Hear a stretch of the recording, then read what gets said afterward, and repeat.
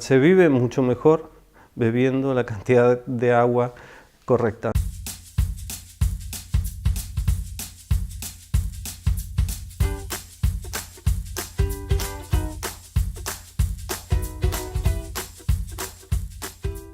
Es importante tomar al mínimo 2 litros de agua al día, ¿no? Well, they say that if you drink eight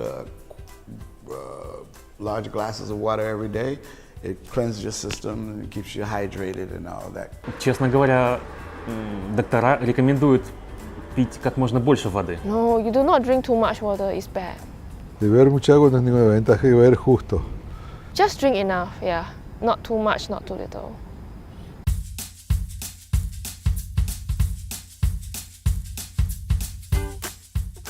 Quand je vois ce témoignage, on s'aperçoit que la connaissance à l'égard de la quantité d'eau à boire est encore pas très bien répandue. Et on voit vraiment des réponses extrêmes entre pas boire assez, boire de trop.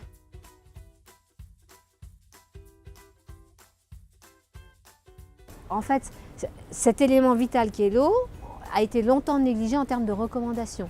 C'est-à-dire que les recommandations officielles quant à des quantités d'eau à boire par jour ont vraiment été publiées très tardivement par rapport à l'alimentation qui bénéficie d'une meilleure connaissance depuis bien longtemps. Donc c'est vrai que les premiers éléments publiés datent de 2004 donc aux États-Unis par l'Institut de médecine.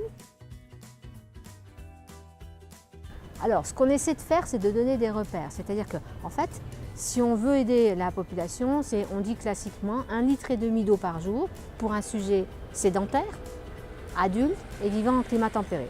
Et ce 1,5 litre il repose sur des notions de physiologie, de fonctionnement du corps. Hein, c'est la quantité pour que le corps fonctionne bien. Mais bien sûr qu'après, ces quantités, il faut les adapter en fonction de l'âge et du sexe. Et ensuite, il y a des caractéristiques extérieures qui sont en fonction du climat, bien sûr, de la température extérieure et en fonction, évidemment, de l'activité physique.